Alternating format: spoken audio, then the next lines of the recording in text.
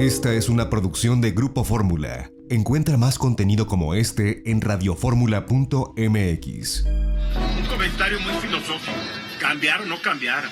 Estar o no estar. Ser o no ser. Dejar de ser o no dejar de ser. A ver, es demasiado profundo para mí. Pues yo creo que, Eduardo, ante la sabiduría de un cubrebocas, una careta, guantes de nitrilo y el COVID, pues yo creo que la pregunta que tenemos enfrente es ¿para dónde vamos? ¿Qué va a pasar? Es decir, ¿para dónde va este barco civilización enfermo de coronavirus? Y lo que ha sido muy interesante es que en la pandemia olvidada de 1918, y digo pandemia olvidada porque los registros, los libros, los medios de comunicación, pareciera que históricamente la borraron. Cierto. Pero conforme te vas metiendo en el tema y empiezas a desagregar los números, por ejemplo, te das cuenta que sí hubo entre 50 y 100 millones de muertos. Pero lo que se nos olvidó es que 17 millones fueron en la India y 30 millones en China. Ahora, ¿durante cuántos años? Porque tú has mencionado la duración de la pandemia del 18. 3 años.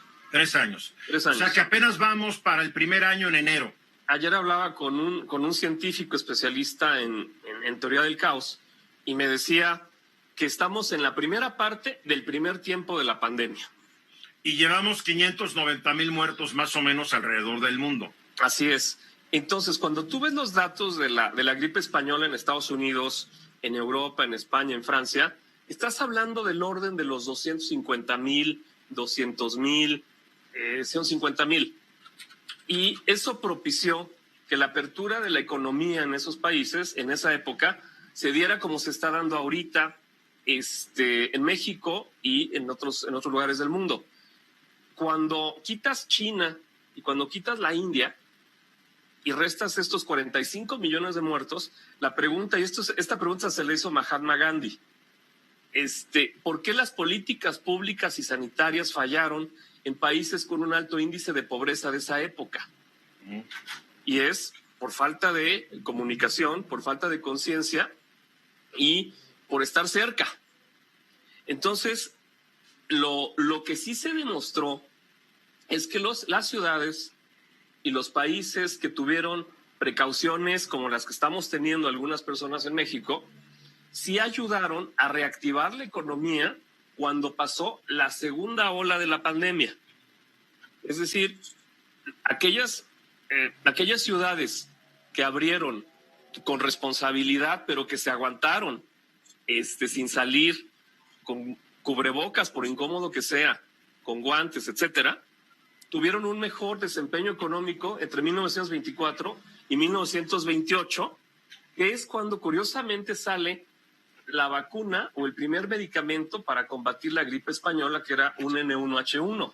Sería un medicamento, no una vacuna. Un medicamento que tardó 7 años en desarrollarse. Y en aquel entonces, Joaquín, los cubrebocas no era una cosa común, ¿no? Es decir, más bien eran como tejidos en casa y hechos un poco así como caseros, ¿no? Pero tú ves las claro, no eran como ahorita. No, pero hubo también... Eran como el paliacate con que saliste el otro día. Exactamente. Nomás quiero dar unos números. Los números siempre nos enfocan. Las 2 bombas atómicas que tanto indignan a la humanidad que Estados Unidos arrojó sobre Japón en 1945 causaron un máximo de 226,000 muertos. Hoy ya llevamos por la pandemia 589,000, que es 1.6 veces más que las 2 bombas atómicas, y parece que nadie está indignado ni preocupado por lo que ocurre. Yo no sé qué le pasa a nuestra especie, ¿eh? Es que aquí hay un aprendizaje muy importante de las pandemias de otra época. Cuando la gente se iba de las ciudades al campo, es como si el grupo del día de hoy, de los jueves de tu programa, nos fuéramos a Cacahuamilpa todos, pensando que ahí el coronavirus no llega y nos escondemos hasta que pase. Llega. Sucedió en Florencia, sucedió en Venecia, sucedió en Roma, y los que se quedaban, pues se moría el 50, 60, 70%. Ahora, estas aperturas económicas que estamos viendo tan improvisadas y tan sacadas de la manga, lo único que nos van a dar es un nivel de contagio mayor, un nivel de mortandad mayor, esas 55,000 personas a las que te referías hace un momento, y sobre todo que en algún momento la propia pandemia va a topar sola con la actividad económica. A ver, aquí lo que es muy importante es que tarde o temprano la gente se empieza a dar cuenta que el gobierno en turno no los ha cuidado. Ya lo estamos viendo en Estados Unidos, Lila. La gente que hace 2 meses defendía a Trump la está abandonando. No hablo de los senadores y congresistas republicanos, hablo de lo que dicen las encuestas. La gente está empezando a reprobar la irresponsabilidad de su presidente en el manejo de la pandemia. Ha perdido mucha aprobación, de hecho, con su base más fuerte, que es el de la raza blanca, ¿no? Que no tiene necesariamente una preparación más allá de la prepa, y con muchos votantes jóvenes también de raza blanca que también votaron por él en el 2016. Supremacistas blancos, racistas y todo. Exactamente, pero Eduardo, también yo quería hacer aquí un detalle, o sea, sí hay una manera, tenemos casos de éxitos a nivel internacional que demuestran que sí se puede llevar de tal manera que se pueden evitar las muertes que, como tú dijiste, o sea, hay muertes que sí se pueden evitar. Y aquí es en donde entonces tenemos que también juzgar a los mandatarios por cómo han conducido la pandemia, claro, y las muertes que de veras están en sus manos, Eduardo. Ahí está Japón, ahí está Corea del Sur, hay varios países que son ejemplo. Y Europa, por lo menos ahorita, a pesar de que tuvo un gran impacto por el coronavirus, ahorita ya se está viendo de una manera un poco más adecuada. Entonces, me parece que aquellos líderes como Trump, como Andrés Manuel, como Bolsonaro, como otros países que no han podido responder de manera responsable, van a tener que cargar como un legado las muertes que no pudieron pues rescatar en todo esto, ¿no? Pues México ya está en 4º lugar de muertos, después de Estados Unidos con su nuevo dato actualizado. Casi 141 muertos, Brasil casi 76,000 muertos, Reino Unido 45,000 y México casi 37,000. Ya dejamos atrás a todos los países que el presidente ponía como malos ejemplos.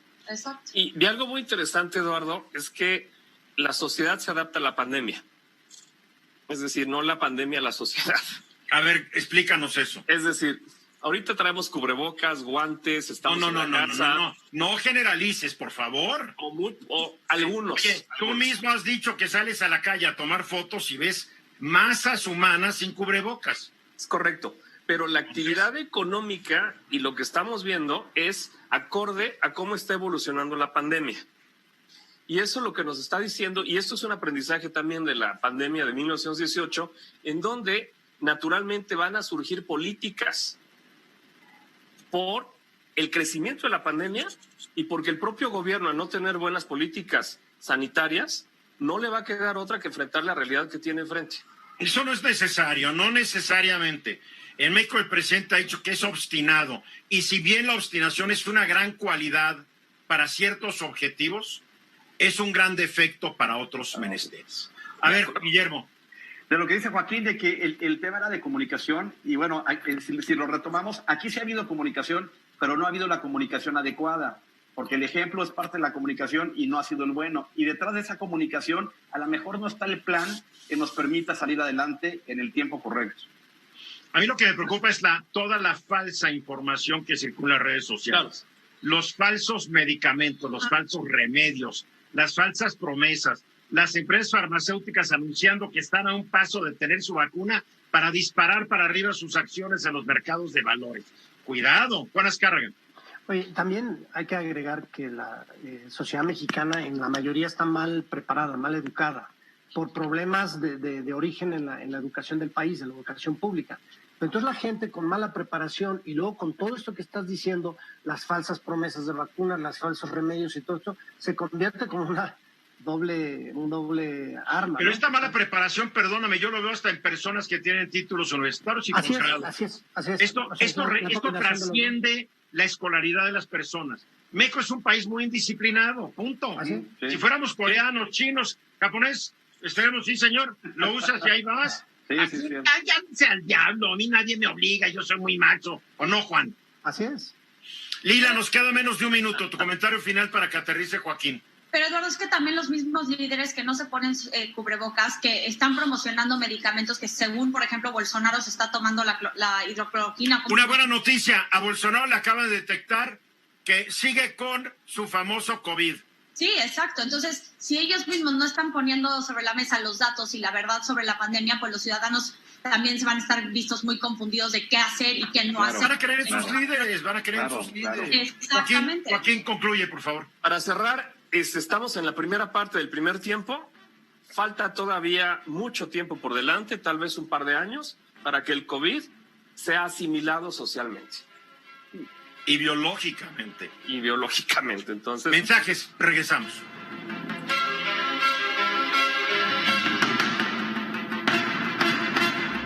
Esta fue una producción de Grupo Fórmula. Encuentra más contenido como este en radioformula.mx.